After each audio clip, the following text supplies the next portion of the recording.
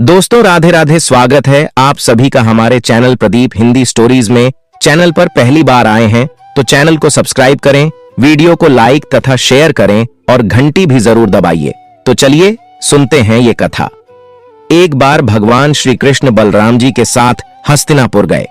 उनके हस्तिनापुर चले जाने के बाद अक्रूर और कृतवर्मा ने शतधन्वा को स्यमंतक मणि छीनने के लिए उकसाया।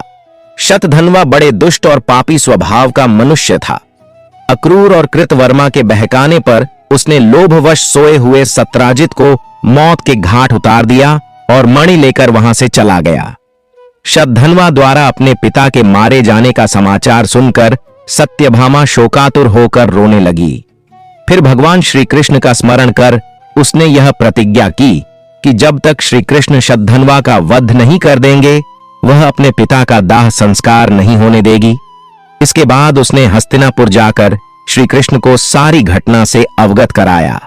वे उसी समय सत्यभामा और बलराम जी के साथ हस्तिनापुर से द्वारिका लौट आए।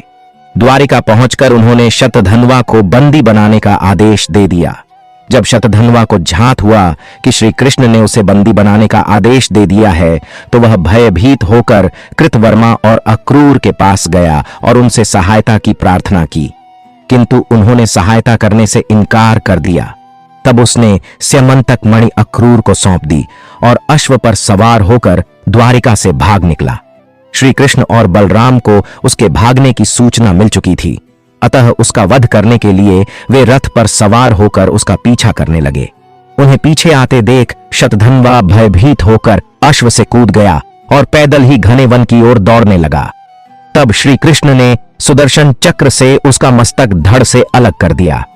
इस प्रकार दुष्ट शतधन्वा का वध कर उन्होंने सत्यभामा की प्रतिज्ञा पूर्ण की। शतधन्वा की मृत्यु का समाचार सुनकर कृतवर्मा और अक्रूर भयभीत होकर अपने परिवारों सहित द्वारिका से चले गए। श्री कृष्ण अक्रूर से बड़ा प्रेम करते थे। जब उन्हें अक्रूर के द्वारिका से जाने का समाचार मिला तो वे अत्यंत दुखी हो गए। उन्होंने उसी क्षण सैनिकों को आज्ञा दी कि वे अक्रूर जी को ससम्मान द्वारिका वापस ले आए। शीघ्र ही अक्रूर को ससम्मान द्वारिका लाया गया। उनका अतिथि सत्कार करने के बाद श्री कृष्ण प्रेम भरे स्वर में बोले, चाचा श्री, मैं पहले से ही जानता था कि शतधन्वा स्यमंतक मणि आपके पास छोड़ गया है, किंतु हमें उसकी आवश्यकता नहीं है। आप बड़े धर्मात्मा और दानी हैं, इसलिए उसे आप अपने ही पास रखें। उनकी बात सुनकर अक्रूर की आंखों से आंसू बह निकले। वे अपने अपराध की क्षमा मांगते हुए बोले, दया निधान, आप परम दयालु और भक्तवत्सल हैं। मैं आपकी शरण में हूं, आप मेरे अपराध को क्षमा करें। यह कहकर उन्होंने मणि उन्हें सौंप दी। तब भगवान श्री कृष्ण ने उन्हें गले से लगा लिया और वह मणि वापस उन्हें लौटा दी।